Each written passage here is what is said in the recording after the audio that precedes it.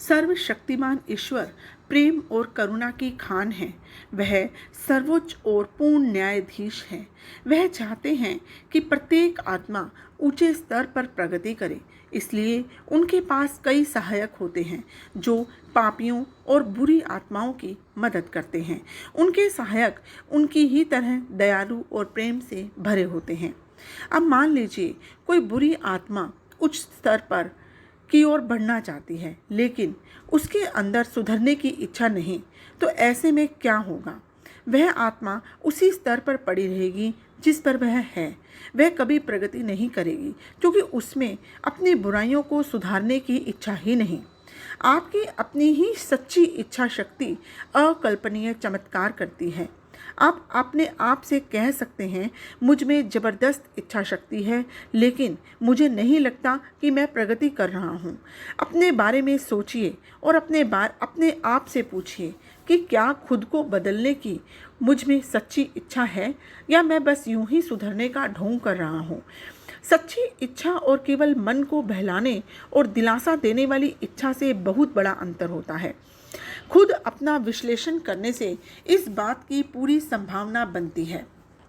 यदि आप सचमुच ही अपने आप में परिवर्तन चाहते हैं तो यकीनन आप खुद को धोखा देना बंद करेंगे और सच्ची भावनाओं के साथ बदलने की कोशिश करेंगे।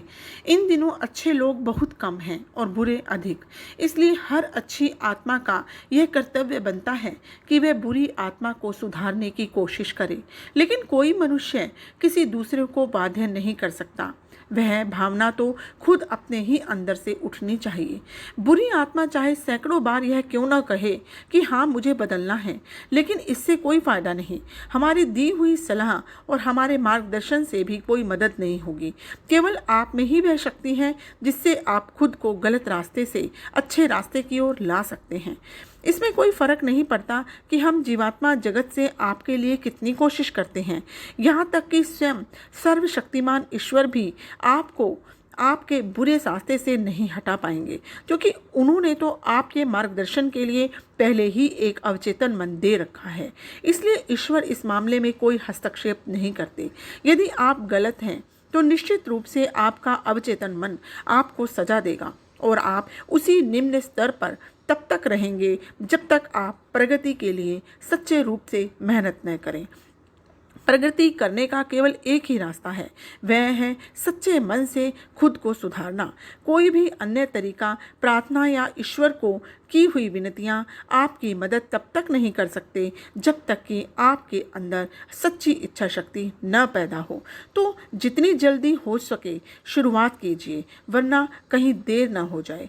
तो यहाँ यही जीवात्मा जगत से आत्माएं यही संदेश देने की कोशिश कर रही हैं कि जब तक पृथ्वीवासी पर रहने वाला कोई बुरा व्यक्ति अपने आप को सुधारने के लिए अंदर से अपनी इच्छा शक्ति को मजबूत नहीं करता कि मैं सुधरना चाहता हूँ, तब तक वह नहीं सुधर सकता। चाहे उसकी कोई भी आत्मा या ईश्वर भी चाहे कितनी भी मदद कर ले, लेकिन जब तक वह स्वयं दृढ़ निश्चय नहीं कर लेता तब तक वह नहीं सुधर सकता।